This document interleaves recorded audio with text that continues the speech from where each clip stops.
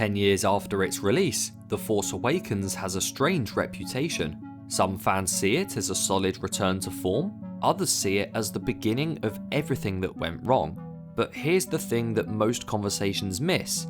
The Force Awakens wasn't trying to finish a story, it was trying to restart one, and whether you love it or criticize it, there's one question we still haven't answered properly.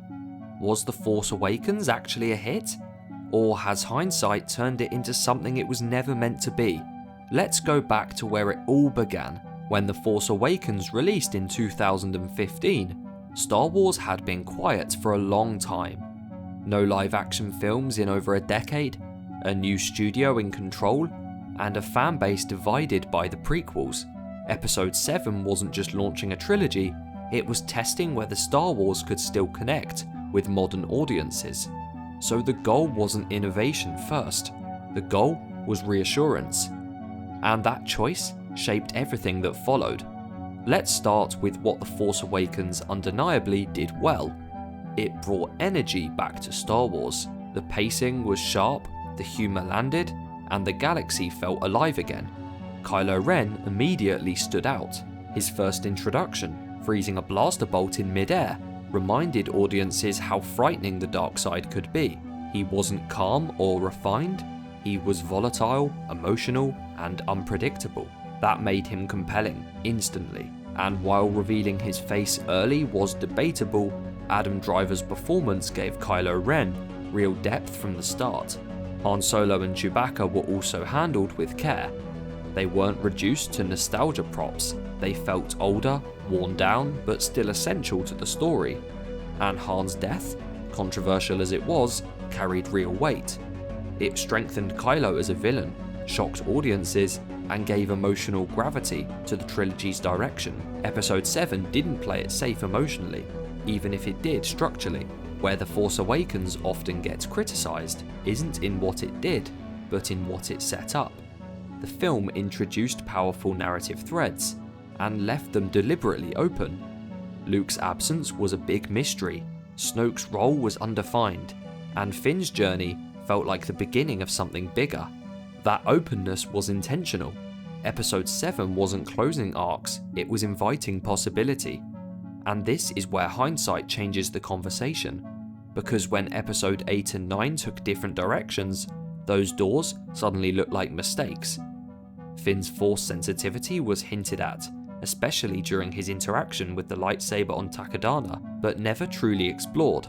Luke's return became a point of division rather than progression, and Kylo Ren shifted dramatically in tone in the later films.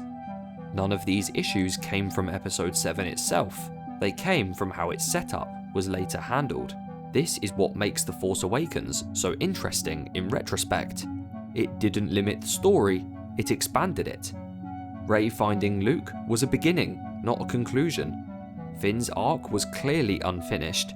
Kylo was positioned as a long-term antagonist, still forming.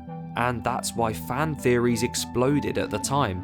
People weren't frustrated, they were actually excited, because the future felt open. Episode 7 created a sandbox full of narrative potential, and trusted the next films to build on it.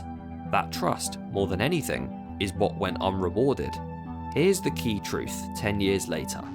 The Force Awakens succeeded at what it set out to do. It reintroduced Star Wars to a new generation. It reignited discussion, and it brought genuine excitement back to the fandom for the first time in years. Its flaws are real, but they're not fatal. What changed its reputation wasn't the film itself, it was the context created by what followed. Judged on its own terms, Episode 7 is a hit.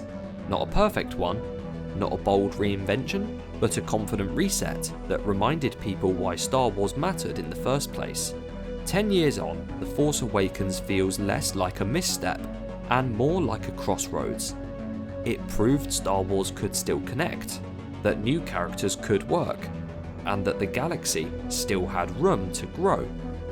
The mistake wasn't starting cautiously, the mistake was losing direction afterwards.